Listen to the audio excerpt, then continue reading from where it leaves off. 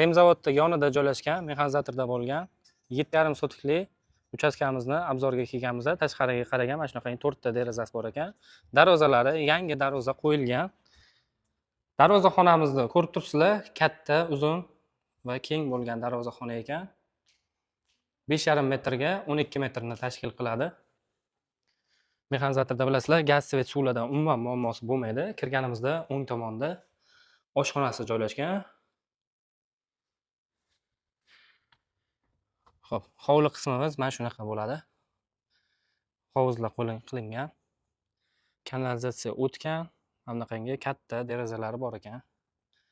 Endi ichkaridan xonalarni sizlarni tanishtirib o'taman. Kirganimizda mana shunaqangi переходный qismi.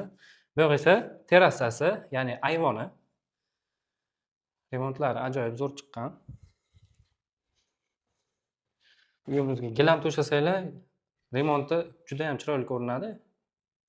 Bu yoqda isitish radiatorlari bor. Bu yoq esa mehmonxona qismi.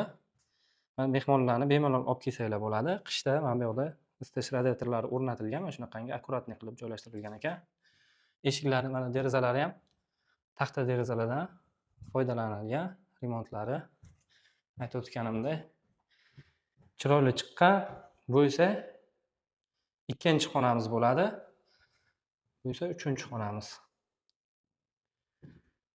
Shu bitta aybi ichma-ich ekan xonalari. Lekin yashash uchun hamma sharoitlari bor. Gaz, svet, suvlardan umuman muammosi yo'q. Mahallani ham bilasizlar, juda ham akkuratniy, tinch mahalla. Etimol ko'chasi tupik ko'cha bu. Tupik ko'chaning oxirgi nimasi. Bu yoqga bedal ekilgan. Bu yoqda ayvonlari bor. Hop, bu yoqda kladovka bor ekan. Bu yoqda esa tandirxona. Hovlini bu yoqdan ko'rinishi. Mana qarshi setida domi ko'rinib turibdi. Bu yoqda esa hojatxona va kladovkalar bor qo'shimcha. Mana suvlar kelgan mana bu yerdan. Uyimizning narxi $76,000. Kimga qiziq bo'ladigan bo'lsa, pastdagi raqamga aloqaga chiqsanglar bo'ladi. Umumiy sotigi 7,5 sotikni tashkil qiladi. Kelib, ko'rib, bemalol xarid qilishinglar mumkin.